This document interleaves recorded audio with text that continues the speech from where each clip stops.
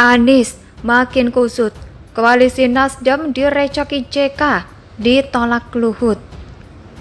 Kita masih mengulik soal rencana koalisi yang paling banyak jadi berita saat ini, yakni rencana koalisi antara Nasdem, Demokrat, dan PKS yang bakal mengusung Anies sebagai Capres 2024.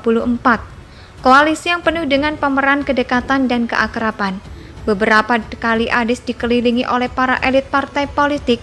Kemudian Anies juga memamerkan kedekatannya bersama AHY.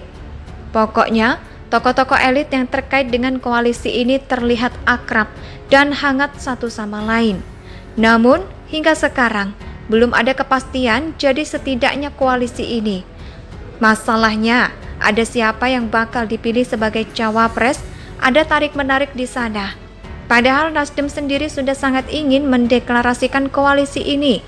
Tanggal 10 November kerap disebut sebagai tanggal deklarasi koalisi. Katanya sih, karena tanggal itu kan hari pahlawan. Sementara besoknya pada tanggal 11 November, Nasdem akan merayakan hari ulang tahunnya.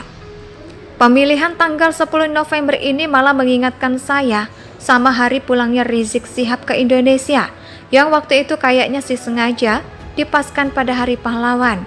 Ya bisa jadi sih Nasdem terinspirasi dari Rizik ya.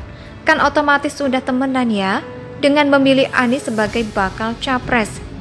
Kembali ke koalisi, pemilihan cawapres buat Anies memang dipasrahkan Nasdem kepada Anies.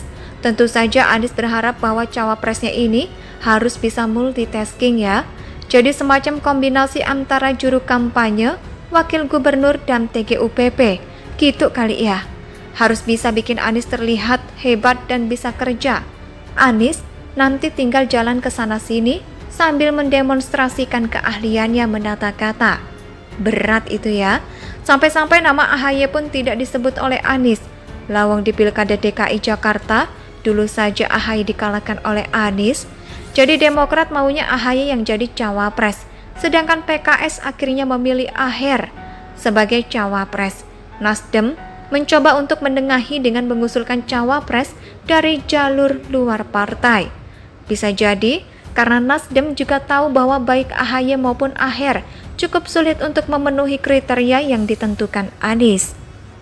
Di mana cawapres itu harus bisa membawa kemenangan, bisa menjaga stabilitas koalisi dan bisa membantu Anies dalam pemerintahan.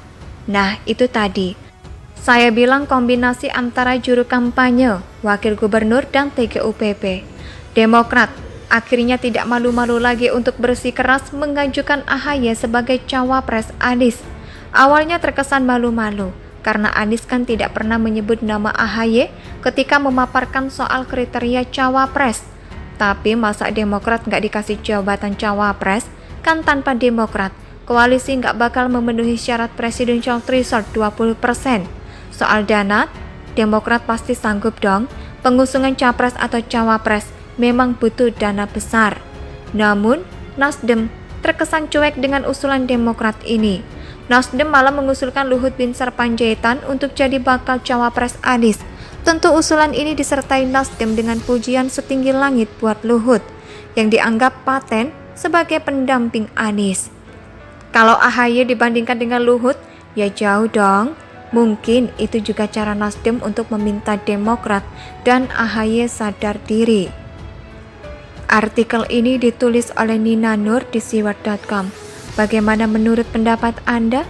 Silakan tulis pendapat Anda di kolom komentar.